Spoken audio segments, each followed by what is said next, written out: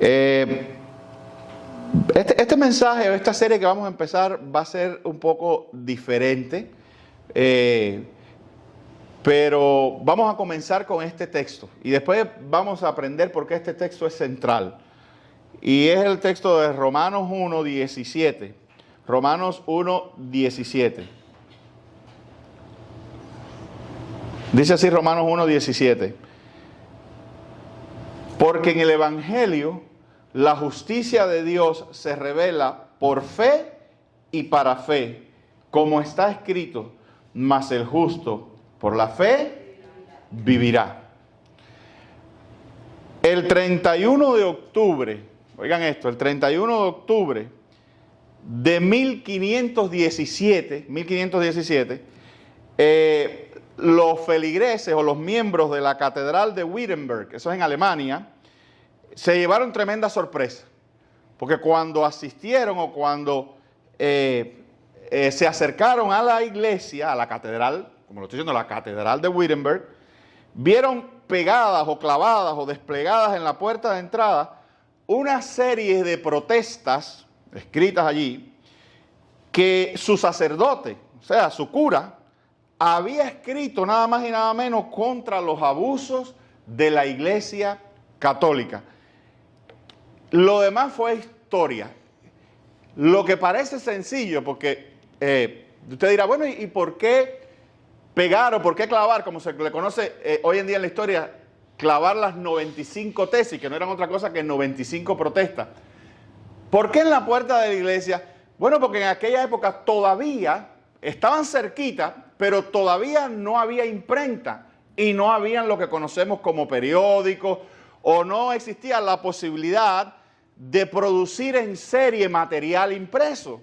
Y entonces una de las maneras de comunicarse con la población, si usted quiere, una especie de servicio de información, una especie de periódico de la época, era poner cualquier información valiosa en las puertas de las iglesias. Las iglesias eran centrales, las iglesias católicas, estamos hablando en una época de tremendo auge, para bien o para mal, vamos a ver que más para mal, de la iglesia, lo que conocemos hoy en día como la iglesia católica romana, tiempos de papado, de un papado con tremendo poder, con tremenda influencia a nivel mundial, un papado que combinaba en lo religioso con lo político, a veces más político que religioso.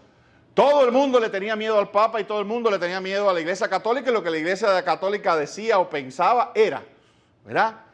Producto de todo ese auge, eso trajo, claro, yo te estoy hablando, acuérdate, te estoy hablando de 1517, yo te estoy hablando de que la Iglesia Católica por lo general comienza a surgir a partir del 325 hacia adelante, cuando Constantino legaliza, quizás un poquito después, pero lo que te quiero decir es que ya vienen siglos y siglos de catolicismo romano. Amén. Las iglesias ya se construían catedrales, como tú ves, y como las catedrales eran tan central, el poder católico era tan importante, pues lo que se pegaba en las puertas de las iglesias era importante y todo el mundo lo veía. De hecho, hoy en día, si te pones a pensar, hoy en día conservamos en algunos lugares un poco esa tradición en lo que se conoce como los murales, ¿verdad? ¿Qué es lo que es un mural? Un mural es algo que a veces está en los centros de trabajo, o en alguna época estuvo en nuestras escuelas, en nuestras aulas, y en el mural se ponía la información, lo que iba a ocurrir el fin de semana, cualquier otro tipo de felicitación, quién es destacado, etc. Esa cultura del mural, de pegar en algún sitio específico información, bueno, pues esas eran las puertas de la iglesia. Las puertas de la catedral, en esos tiempos era el mural donde se ponían información importante. Ahora, imagínense ustedes la sorpresa de la gente cuando al acercarse, vamos a ver qué hay, vamos a ver qué hay de información, qué pusieron en la puerta de la iglesia, qué hay clavado ahí, qué fiesta viene, qué actividad viene, qué tipo de información, y la gente se acerca y lo que lee y lo que encuentra ahí son 95 protestas contra los abusos y las desviaciones de la Iglesia Católica. Esa fue la chispa, queridos hermanos, y esto es importante porque vamos hoy a aprender. Por ejemplo, la gente nos dice, No, porque ustedes los protestantes. ¿De dónde viene eso? ¿Tú nunca te has preguntado eso? Oye, ¿por qué a los evangélicos? También nos dicen evangélicos, que es una forma correcta. Pero también es correcto que nos dicen protestantes. Bueno, pues yo te quiero decir que el germen de ese calificativo tiene su origen en estas 95 protestas que este monje llamado Martín Lutero, este cura, este sacerdote, el sacerdote de la misma iglesia de Wittenberg, Martín Lutero, clavó en la puerta porque ya estaba harto y ya estaba completamente enojado, completamente afectado por lo que él veía como una incongruencia entre el comportamiento de la Iglesia Católica y lo que la Biblia decía.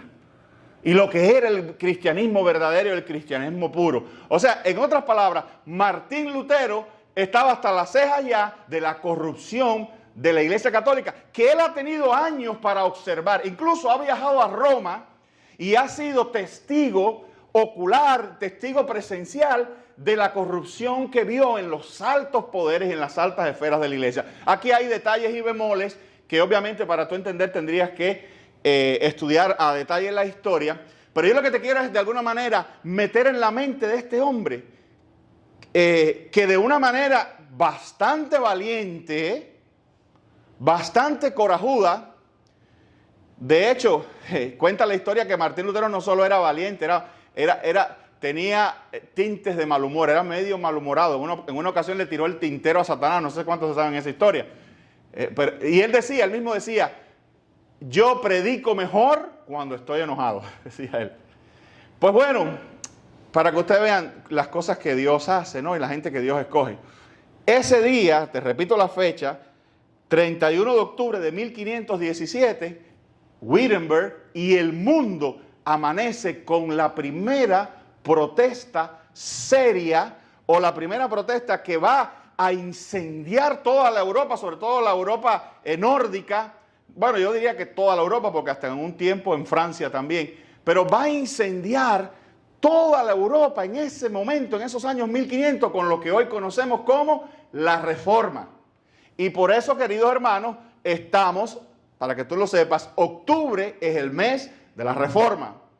Y octubre, por eso mismo, porque es el mes de la Reforma, es el mes que se ha usado para, de alguna manera, homenajear o apreciar los pastores. Entonces, pero volvemos a este escenario. ¿Quién era Martín Lutero?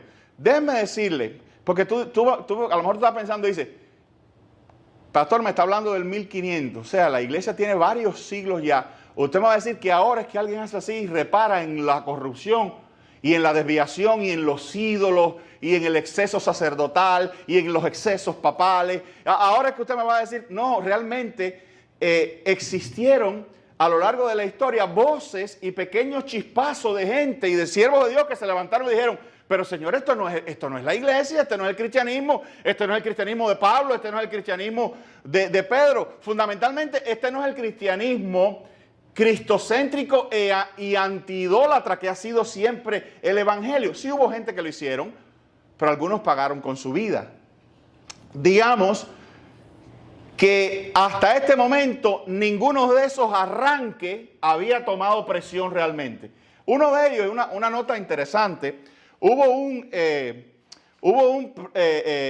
profesor universitario checo llamado Juan Hus o John Hus, que él en su momento también organizó o comenzó a hablar contra el poder católico y contra la corrupción católica. ¿Y sabe lo que le pasó? Pues ya se lo imaginarán. La Inquisición lo tomó, lo juzgó y lo condenaron a la hoguera. Pero hay una cosa interesante. Cuando a Juan Hus lo van a quemar vivo por rebelarse contra la Iglesia Católica, contra las enseñanzas de la Iglesia Católica, él dice una frase interesantísima. Él le dice a los que lo van a los verdugos, le dice, vosotros vais a asar un ganso, pero en 100 años se levantará un cisne al cual no podréis quemar. Y 100 años después, 1517, se levanta el cisne, Martín Lutero. Y contra él sí no pudieron. La verdad es que la Iglesia Católica intentó, de hecho, lo convocan a una reunión. Te estoy dando detalles de la historia para que sepas, ¿no? En medio, años después, tiempo después, que todo esto explota, que él clava las 95 tesis y que comienza el movimiento y comienza lo que ustedes saben, todo, porque esto fue catastrófico, hermano, que yo creo que tú lo sepas, porque hasta ese momento no había otra iglesia que la Iglesia Católica. Y lo que ellos decían era ley, ¿verdad?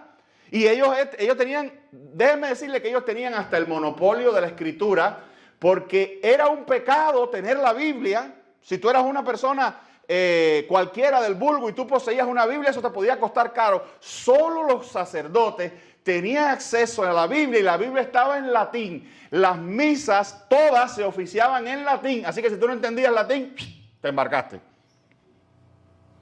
Amén. Y entonces, cuando empieza esto, en el 17, que comienza a tomar auge, y que al principio la Iglesia Católica no, ¿sabes? Los poderes no le hacen mucho caso, pero cuando ven que esto se empieza a propagar y gente se empieza a sumar y comienza a crearse un movimiento, los citan creo que a un lugar que se llama Worms, e intentan asesinarlo allí. Y sus amigos le dicen a Lutero que no vaya. La Iglesia Católica, los católicos lo citan a esa ciudad, Worms se llamaba así, y le dicen, oye, no vayas. No vaya que te van a matar. Y es cuando él dice esa frase famosa, dice, yo voy a ir a Worms aunque haya demonios como tejas en los tejados, y camino a ese lugar escribe el himno Castillo Fuerte es nuestro Dios. Camino a ese lugar, escribe él el himno Castillo Fuerte es nuestro Dios. Y allí de hecho sí lo quisieron matar, pero esto no tiene nada que ver, pero para que tú entiendas, uno de los príncipes que ya se comenzaba a hacer, o sea, todo este movimiento, toda esta reforma, alcanza también a ciertos príncipes y elementos de los gobiernos de esos países. Uno de los príncipes manda una partida para que lo secuestren de ese lugar y lo saquen de ahí, antes que lo maten. Y así lo hacen. Lo sacan de ahí, lo secuestran de ese lugar. El príncipe manda a su gente a que saque a Lutero de ahí para salvarlo. Se lo lleve y lo mete por un castillo por allá hasta que se calme la marea, y ahí es donde él le tira el famoso tintero al diablo, porque dice que estaba escribiendo y el diablo lo estaba tentando, y le tiró el tintero y quedó la mancha de tinta contra la pared. Pero es un ejemplo que te pongo de este señor. Tú dices, pastor, ¿y esto va a algún lugar? Sí, vamos a algún lugar. Mire, entonces, estamos en ese año, para que tú entiendas, 31 de octubre de 1517, como le gusta al diablo esa fecha, ¿verdad? Déjame decirte que en esa fecha coinciden también otras cosas que no nos... de la oscuridad, ahí y al otro lado, porque uno celebra Halloween, pero por el otro lado celebra hasta el Día de los Muertos, en una fecha tan importante como esa. Por eso, si tú quieres una buena celebración, celebra esa. Celebra el día en que Lutero, ¿verdad? El Señor lo levantó para convertirse en un verdadero siervo de Dios y en un verdadero hombre que luchó a favor de la Escritura. Porque te voy a hablar de lo que... Yo te estoy hablando un poco de esta historia para que tú entiendas después lo mejor que va a salir de eso, ¿no? Porque, eso se conoce como la Reforma Protestante, el inicio de la Reforma Protestante.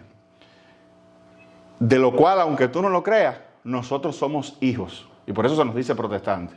No reniegue, aunque quizás no sea técnicamente exacto, pero no reniegues de ese nombre. Yo tenía un pastor que bromeando cuando le decía, no, porque ustedes son protestantes, decía, no, pero yo no protesto contra nada, no estoy protestando contra nada. Pero se entiende qué significa eso, de dónde viene eso, para que no reniegues de ese nombre. Tiene mucha historia. Ahora, otra vez, ¿por qué? Pero ahora, ¿cuál fue la gota que derramó la copa que hizo que Martín Lutero hiciera un movimiento tan audaz y tan arriesgado como declararse enemigo público de la Iglesia Católica, de su propia iglesia? Porque él era un sacerdote. ¿Qué fue lo que lo llevó? Bueno, entra en escena un señor llamado Juan Tetzel, o John Tetzel. John Tetzel fue un individuo que se se le encomendó por parte del papado, por parte de Roma, que recaudara fondos para la construcción de esa basílica que tú ahora vas a Roma y visitas, y la próxima vez que cuando vayas a Roma, si vas a ir a Roma y veas la basílica de San Pedro, te acuerdes de esta historia. Bueno, pues cuando el Papa, cuando los religiosos, los poderes quisieron construir y digo el Papa porque ahora no me acuerdo el nombre del que fue, no sé si fue un León o un Pío o algo de eso, quiso construir la basílica de San Pedro, envió a este hombre, Juan Tetzel, a que saliera por todo el territorio conocido a vender indulgencias. Y yo sé lo que tú quizás piensas, dices, oye, ¿qué clase de cristianismo era ese? ¿Qué es lo que era indulgencia? Déjame decirte que en algún sentido hoy venden indulgencia, lo que le llaman de otra manera. ¿Qué eran las indulgencias? Las indulgencias eran básicamente un documento que era una especie de diploma, de pase de entrada a la salvación. Literalmente salían a vender la salvación. De hecho, era todo una apuesta, ¿cómo decirte? De venta. Era toda una apuesta de venta porque tenían un lema. Oye el lema. Este Juan Tetzel salía diciendo, tan pronto caiga la moneda a la cajuela, el alma del difunto al cielo vuela. Tan pronto caiga la moneda en la cajuela, el alma del difunto al cielo vuela. Y entonces, ¿de dónde venía? ¿Cuál era la manipulación? Bueno, la manipulación era que tú tenías seres queridos que se habían muerto. Tus padres, tus hijos, etcétera, en accidentes, muerte natural, lo que sea. Pero tú no tenías seguridad, porque quizás nunca fueron a la iglesia. Vamos a trasladarnos mentalmente a esa época, al medioevo, no habían ni carros ni nada de eso, ¿ok? Y este hombre llegaba y decía, no, si tú quieres que tu difunto, tu ser querido que ha muerto, vaya al cielo, tienes que comprarme esta indulgencia. Yo te doy un documento firmado por el Papa que dice que tu difunto va a ir al cielo, pero tienes que darme tanto dinero. Y cuando la moneda caiga y suena en la cajuela, ahí mismo el difunto va hacia el cielo. Esas eran las indulgencias. Y yo te digo a ti, tú seguro piensas y dices, pastor, pero eso no tiene nada que ver con el tiempo moderno. ¿Que no? Tú no has escuchado gente por ahí diciéndote que le traigas, que le des dinero, porque si tú le das dinero Dios te va a bendecir. Es más o menos lo mismo, el mismo principio, ¿verdad? Y que si tú das el diezmo Dios te bendice, y que si tú lo das, si tú ayudas a no sé quién a comprarse un avión o un jet que necesita para ir a predicar el evangelio, Dios te va a multiplicar. Es la misma, el mismo germen del cual es portador el evangelio de la prosperidad. Es lo mismo. La misma manipulación, jugar con los sentimientos de la gente, jugar muchas veces con el dolor, con la pobreza de los demás, vendiéndoles falsas expectativas, vendiéndoles mentiras y usando para eso la religión o el cristianismo. Amén, queridos hermanos. Entonces este John Tetzel andaba, tenía montado todo su espectáculo, donde llegaba a los pueblos y ciudades diciéndole a la gente que traía un documento llamado indulgencia, mediante el cual si ellos lo compraban, sus muertos podían ir al cielo. Y Martín Lutero eso ya, aparte de que, como te digo, él había ido a Roma y había visto la corrupción y había visto sacerdotes visitando prostíbulos y prostitutas en las iglesias y todas esas cosas, que yo no quiero para nada caricaturizar la iglesia católica, porque no todo el mundo era malo, yo no estoy diciendo eso, pero la Biblia dice que, la Biblia no dice, pero hay un refrán por ahí que dice que el poder corrompe y el poder absoluto corrompe absolutamente, y se habían llegado a esos puntos. Amén. Eso fue lo que colmó la paciencia de este hombre. ¿Y quién era Martín Lutero? Bueno, Martín Lutero, un poco de información de él. Martín Lutero nació el 10 de noviembre de 1483 en Eisleben, Alemania. Martín Lutero era alemán, por lo menos de esa Alemania de esa época. Martín Lutero no fue cualquier gente. Martín Lutero fue profesor de filosofía y desde 1507 fue sacerdote de la orden de los agustinos. Era un agustiniano, no sé cómo le digan hoy en día. Las pocas copias que entonces existían de la Biblia eran propiedad de las universidades o monasterios. Siendo catedrático de la Universidad de Wittenberg, obtuvo el título de doctor en Sagradas Escrituras. Al estudiar las Escrituras, vio la gran diferencia entre las enseñanzas de estas y las prácticas de la iglesia en aquella época y resolvió revelar esa verdad. Estos son estos momentos donde Dios providencialmente hace las cosas, ¿verdad? Aquí tenemos a este hombre que se hace un monje, se hace un sacerdote, al mismo tiempo es profesor de una universidad y eso le permite tener acceso a eso que hoy nosotros tenemos ahí en los libreros echando polvo o acumulando polvo, las Biblias. Y las Biblias en latín. Amén. Entonces, Martín Lutero, por el contacto que pudo tener con la Escritura y por su preparación y por su... Esta era una persona, si te puedo hablar en algún momento te hablaré de su conversión también, pero esta era una persona profundamente preocupada por lo que decía la Escritura, incluso profundamente preocupada por su salvación, porque siendo él un monje, en una gran parte de su vida él no se sintió salvo hasta que tuvo la experiencia con ese texto que yo te acabo de dar y entendió que la salvación no era algo que él tenía que ganarse, sino era algo que tenía que recibir como un regalo externo que venía de Dios. Él entendió que su justificación y su salvación no era algo que él se tenía que ganar, era algo que ya Cristo había ganado y se lo otorgaba gratuitamente por la fe. Pero esas son parte de sus luchas. En medio de todo esto, él comenzó a entender todo lo malo que había en su propia iglesia, en la iglesia católica. Amén, queridos hermanos. Entonces, la reforma representó un movimiento de colocar a Dios, como se ha revelado en Cristo, en el centro de la vida y pensamiento de la iglesia. Ahora, Lutero tuvo una ayuda, como todas las cosas que hace Dios, ¿eh? Cuando Dios está en los asuntos, hermano, todo fluye. Todo fluye. Por eso yo estoy convencido, y bueno, parece que esto no tiene que ver, pero yo estoy convencido de que el día que el Señor decida liberar a algunos de nuestros países que está bajo opresión, todas las cosas se van a juntar. Y eso va a ser algo imparable. Porque oye lo que yo te digo, mira, Martín Lutero encuentra la ayuda de que sus enseñanzas, su protesta se hace eco en algunos de los poderes de la época, en príncipes y reyes de la época, que entonces pusieron todo ese poder para protegerlo y para salvaguardarlo de la Iglesia Católica. Pero Martín Lutero recibió un tremendo empujón de un aliado insospechado. ¿Y sabe cuál fue? Te voy a decir, cerquita a ese evento, un señor llamado Johann Gutenberg inventa la imprenta. Imagina, en medio de todo esto surge la internet. Le llegó a Martín Lutero la internet de su época. ¿Y qué fue lo que pasó? Que todas sus enseñanzas comenzaron a imprimirse, a reproducirse, fundamentalmente en idioma alemán, en el idioma de la gente, y a dispersarse por todos los reinos y por todo el dominio católico.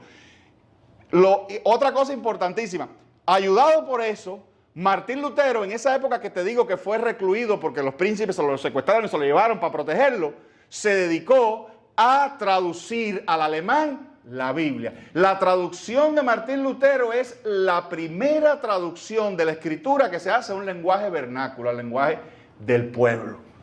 Amén. Entonces, oye todo esto. Se levanta el hombre ideal con el apoyo ideal y en suma aparece la imprenta. Y para añadirle más, Dios lo mueve, porque no solo, este era un individuo intelectual, no era un hombre de acción, tipo David, pero era un hombre intelectual también. Y tuvo momentos en que, como no tenía mucha acción, se dedicó a traducir la Escritura y lo hizo un trabajo genial. Amén.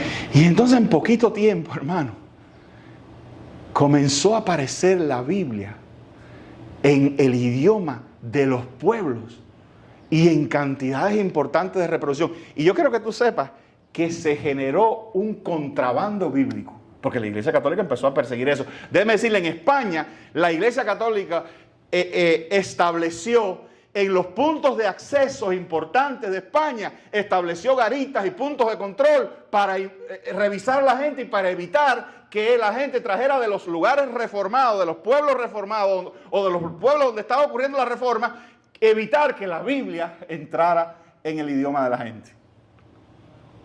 Y tú dices, pero pastor, yo no lo puedo creer. No puedo creerlo, pues como te lo estoy diciendo.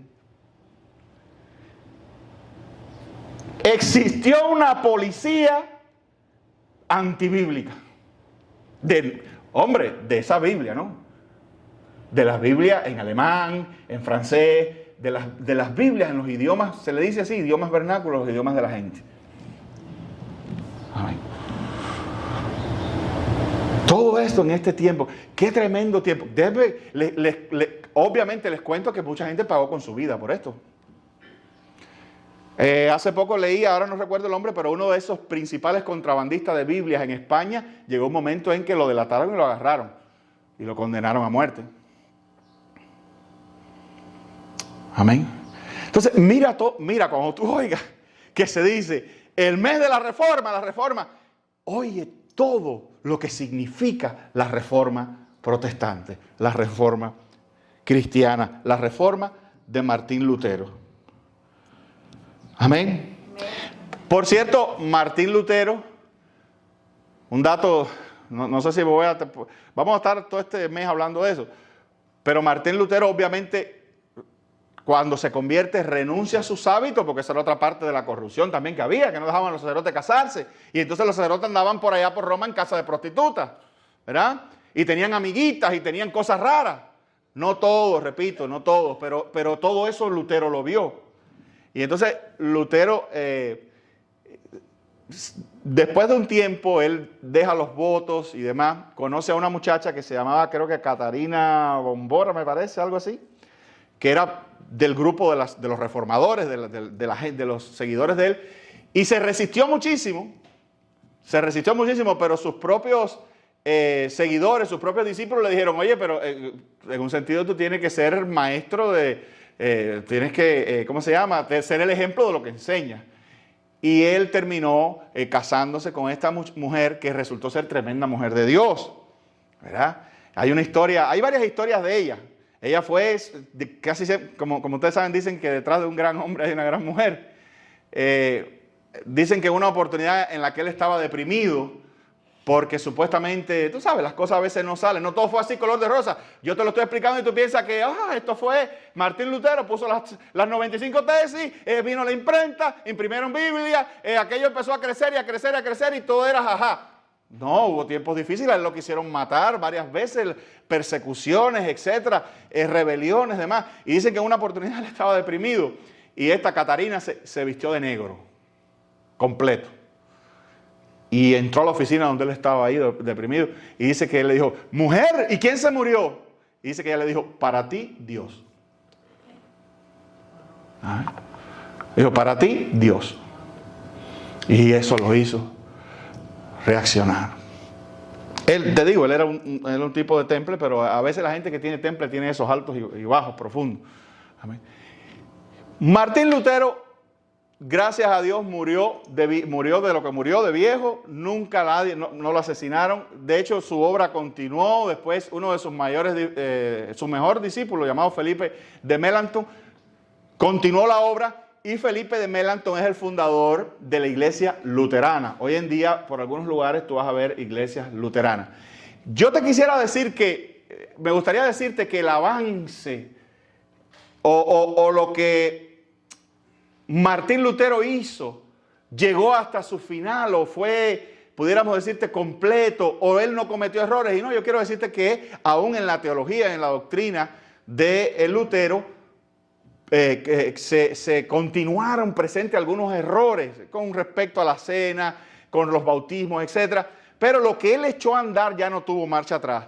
Y todo eso creó, porque ahora yo te digo, la reforma y el periodo de la reforma comienza con Lutero, pero no termina con él. Es un periodo mucho más grande y mucho más amplio y que duró años después, ¿verdad? Y se sumaron nombres importantes como Zwinglio en Suiza y el que se considera probablemente el más grande de todos los reformadores, que es Juan Calvino, que ese sí escribió bastante y ese sí sistematizó bastante, y ese sí hoy en día junto con Lutero es considerado uno de los grandes gigantes de la Reforma. Pero ahora vamos a ver, ¿cuál fue? Si tú me dices, a ver, pastor, ok, ya entiendo, Lutero protesta y pone 75 tesis.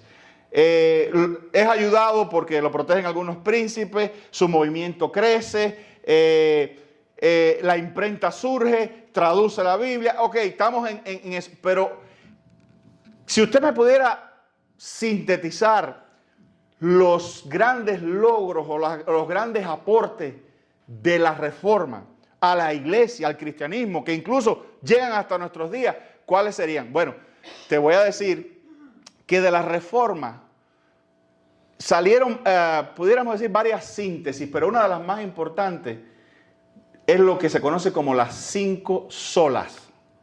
Las 5 solas. ¿Tú quieres que yo te haga un extracto, algo de donde tú puedas comprender los logros fundamentales de la Reforma, de la protesta, de todo ese debate teológico, de toda esa guerra de conceptos bíblicos y de doctrina, etcétera, etcétera? Las 5 solas. Y de eso vamos a ir hablando poco a poco. Ya yo sé que se me ha ido el tiempo porque yo tenía que darte una introducción de quién era Martín Lutero. Pero las 5 solas, ¿qué son las 5 solas? Bueno, son, digamos, sola quiere decir único o solamente. Exactamente eso que tú dices, eso viene del latín solamente o únicamente. Fueron 5 postulados fundamentales que constituyen el legado de la Reforma para nuestros días. Y tú lo vas a entender. Por ejemplo, te las voy a decir las 5 y después vamos a ir uno por uno. Están en latín, pero se entiende. La primera era sola escritura. O sea, lo primero, o una de las 5 solas que los reformadores propugnaron y nos dejaron como legado es que solamente la Biblia. ¿Ok? No el edicto papal, no las encíclicas del Papa, no ¿cómo se llama? El catecismo de las iglesias. No, solamente la Escritura. Sola Escritura. La otra fue solus Christus. Solo Cristo. No el Papa, no el sacerdote, no la Virgen María. Entiendan, hermanos, que para que vayan dándose cuenta por qué viene, qué consiste. Este es el meollo, esta es la carne de la Reforma. Solo Cristo, más nadie. El cristiano, el hombre de Dios, el de la fe, solo necesita a Cristo. Y solamente en Cristo hay salvación. Amén. Más nadie. La otra sola es sola gratia o sola gracia. ¿Qué quiere decir eso? Que el cristiano se salva solamente por gracia, no por obra. No tiene que hacer nada, no tiene que arrastrar una cruz, no tiene que rezar un rosario, no tiene que pagar no sé cuántas cosas y apagar 100 velas, no tiene que traer un carnet, no, nada. Amén. Solo por gracia. El cristiano, y esto es importante, todo esto tiene tremendísimas implicaciones doctrinales y la iglesia católica echaba chispa con todo esto porque como te das cuenta esto es quitarle, desvestirlos de poder de arriba abajo. Hasta nuestros días, aún hasta nuestros días. Pero lo otro es solamente, el hombre es salvo por gracia y no por nada que haga. Y eso Martín Lutero le tocó de cerca porque esas fueron las luchas de él. Por eso ese texto de que la justicia de Dios se revela del cielo. Él decía que la justicia de Dios o la salvación era algo que venía de afuera. ¿Escuchaste? Él entendió que la salvación era algo externo que Dios te daba. No que tú tenías, ni que tú... No, Dios te la dabas. Si yo te doy a ti, ¿verdad? Si tú tienes hambre y yo te doy un bistec, tú te alimentaste por el bistec que yo te di. Tú te alimentaste por el bistec mío. Amén. El bistec es algo externo que yo te doy. No es algo que tú generas. Tú no creaste un bistec como si tú fueras magia. Ni tú te lo ganaste. Tú estabas ahí, yo fui y te lo di. Entonces, solamente la gracia. Uno no tiene que estar haciendo nada ni añadir nada. Por eso yo, cuando tú ves todas esas celebraciones y ahora vienen, en estos países nuestros latinoamericanos que parece que nunca, que siempre, como dice la Biblia, siempre están aprendiendo y nunca acaban de llegar, ¿verdad? Y tú ves como en la Semana Santa salen gente con cruces, arrastrando cruces.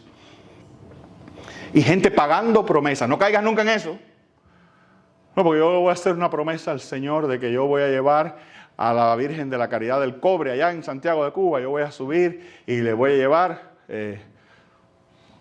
un aire acondicionado. A una planta eléctrica. Amén. No, sola gracia. El otro, sola fide, sola fe. Que solamente por la fe, ¿verdad? Que el cristiano no necesita nada para apropiarse de esa gracia, solamente la fe, creer. Ese se conecta un poco con el otro, está relacionado con sola gracia. Pero somos salvos por la fe. Y la última sola era soli deu gloria. ¿Sabes lo que quiere decir eso? Solo a Dios gloria. ¿Verdad que el latín es bonito? Es el padre de nuestro idioma. Solo a Dios gloria. No todo esto, tú dices, caramba, pastor, ahora que pienso eso, veo que eso va, que las solas no solamente van contra el sistema de la Iglesia Católica, pero veo mucho contra el Papa, ¿no? Exactamente. Una de las cosas que reventaba a los reformadores era la figura, la autoridad del Papa. Porque ustedes saben que el Papa es infalible. ¿Tú no lo sabías? Y si es infalible ahora, que más o menos, imagínate en esa época, lo que el Papa decía era palabra de Dios. El Papa era el representante, y todavía lo es el representante de Cristo en la tierra. El Papa es el seguidor, es el sustituto de Pedro. Y por eso los papas se cubrían de gloria y construían todas estas basílicas y el Vaticano y todas esas cosas. Y había que rendirle eran dioses, hermano. Tú no busca la historia. Yo sé que tú me dices, ahora, pastor, pero lo que dice el Papa ahora, el mundo entero se ríe de eso. Ahora. Vete al 1517. Vete al 1517 y párate en una calle así, grita y di, ¡abajo el Papa! ¿Eh? ¿Tú sabes lo que le dicen? Lo menos es blasfemia. Blasfemia. Cojan a este y pónganlo en el horno. Háganmelo well done. Yo sé que estoy bromeando y caricaturizando y las cosas no eran tan así, pero eran así. Eran así. Entonces viene Martín Lutero y dice, solo a Dios gloria. Y estas son las 5, a ver, no se me sí, ya. Y estos son las 5 postulados fundamentales que emanaron de la Reforma. Y si tú te pones a pensar ahora, así somos nosotros. Nosotros somos hijos de la Reforma. Así somos nosotros. Pero te digo que en esa época esto no fue fácil. Salirse con estas cositas. Era enfrentarse a una verdadera maquinaria religiosa monstruosa. Porque además el mismo pueblo te veía. El pueblo mucha gente del pueblo sin vulgo te veía también como un enemigo. O sea, fue tremendo movimiento de persuasión. Bueno, fíjate, y tú dices, si te pones a pensar, todos los países nórdicos son, aunque hoy en día, tú sabes, el secularismo y se ha metido, pero los países nórdicos, casi todos, hasta la Inglaterra incluso, son protestantes, son reformados. Suiza, Holanda, Alemania misma, los Países Bajos. Y Francia lo hubiera sido, lo que pasa es que en Francia ocurrió un hecho histórico que se conoció como la masacre de los hugonotes, donde masacraron a toda la población, engañaron a la población cristiana que existía en ese momento en Francia, y el rey católico y el rey francés, que era simpatizante con el Papa, esto fue una cosa horrible, una noche. Se levantaron y fueron casa por casa masacrando a todos los cristianos reformados que existían. Por eso Francia hoy en día no es tan... Sin embargo, Juan Calvino era francés. El gran reformador era francés. Entonces, queridos hermanos, después vamos a ir, por el tiempo, yo pensé que a lo mejor podía cubrir esta vez la sola escritura, pero vamos a dejarlo después para adentrarnos en esto. Yo quisiera nada más haberte dado esta introducción, esta probada de lo que es la reforma, para que tú entiendas un poco de tu historia. Oye, no hay cosa más triste a veces que un cristiano ignorante. Miren, yo creo que este cuento lo he hecho otra vez, pero en una oportunidad en Houston, déjenme terminar con esta historia, yo sé que esto ha sido hoy un poco anecdótico, pero una vez en Houston nosotros pertenecíamos al liderazgo, para gracia del Señor, yo pertenecía al liderazgo de lo que aquí es la Asociación Bautista de Miami. Yo pertenecía al liderazgo de la Asociación Bautista de Houston. Y nosotros, yo tenía en un momento determinado encargado ciertas cuestiones sobre la plantación de iglesias. Y una de las cosas que estábamos haciendo es que habían iglesitas por ahí por Houston que estaban funcionando pero no tenían afiliación, no pertenecían, eran iglesias independientes. Y algunos de esos pastores buscando afiliación, y sobre todo porque una de las cosas que hacía la plantación de iglesia, el sistema, lo que tenían los bautistas, que aquí lo tenían también, pero en aquel momento eso era muy generoso.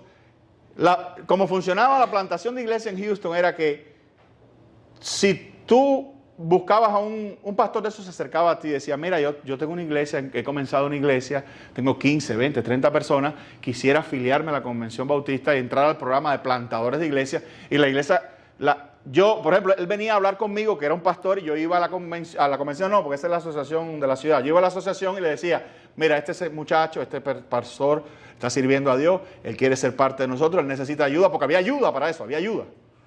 Entonces, la iglesia Bautista los ponía en un plan, y el plan era que la iglesia le iba dando un financiamiento por ciertos meses, un financiamiento bastante generoso, estoy hablando de $1,800, $2,000 al mes.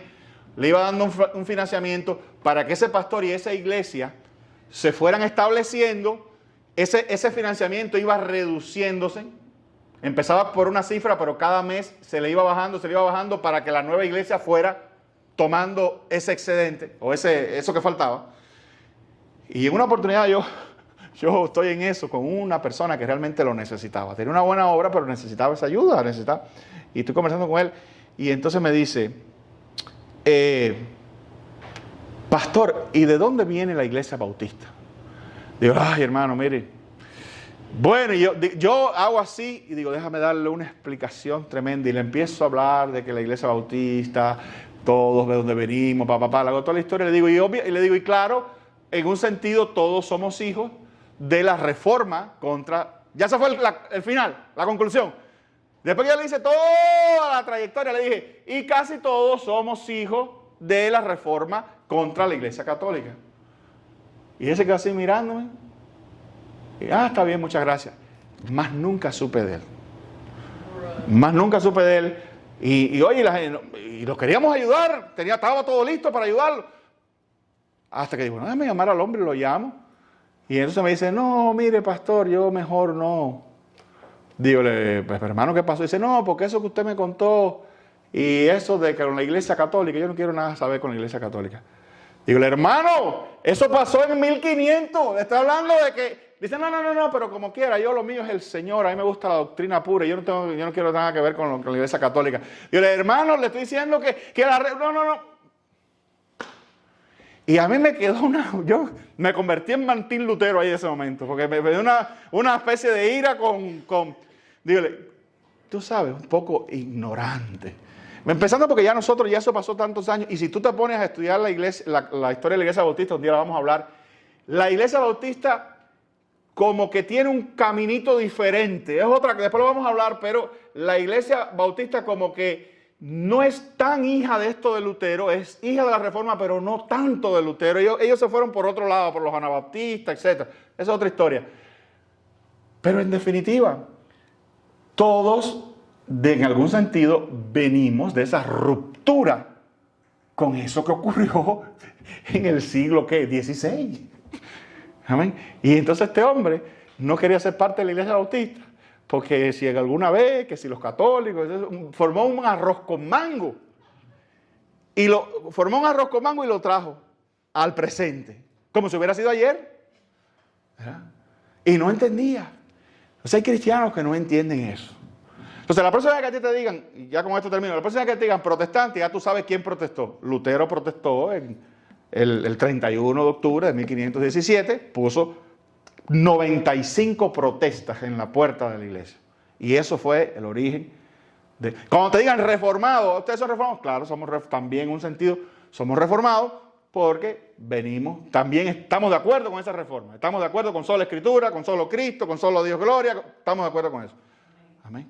Pero somos bautistas porque ya eso pasó y ahora surgieron otras denominaciones y todo eso evolucionó, han pasado un montón de siglos, ¿verdad?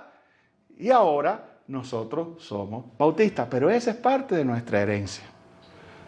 Esa es parte de lo que nos legaron. Y vamos a seguir hablando de esto, vamos a entrar más en materia de las solas.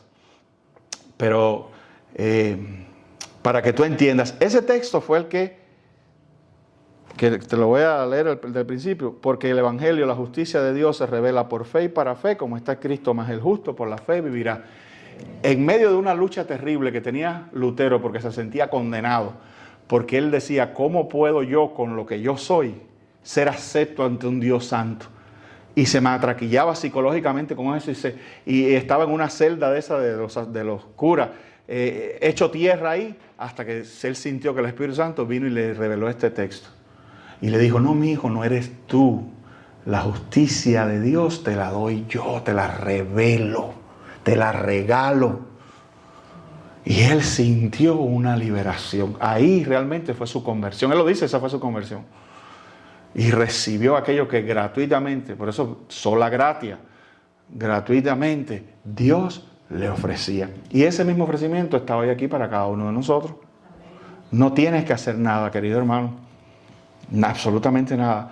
Solo humildemente abrir tu corazón y decirle, Señor, yo sé que yo soy un pecador, necesito tu gracia y tu perdón. Amén. Amén. Bueno, perdón, que Dios les bendiga, perdón la larga de la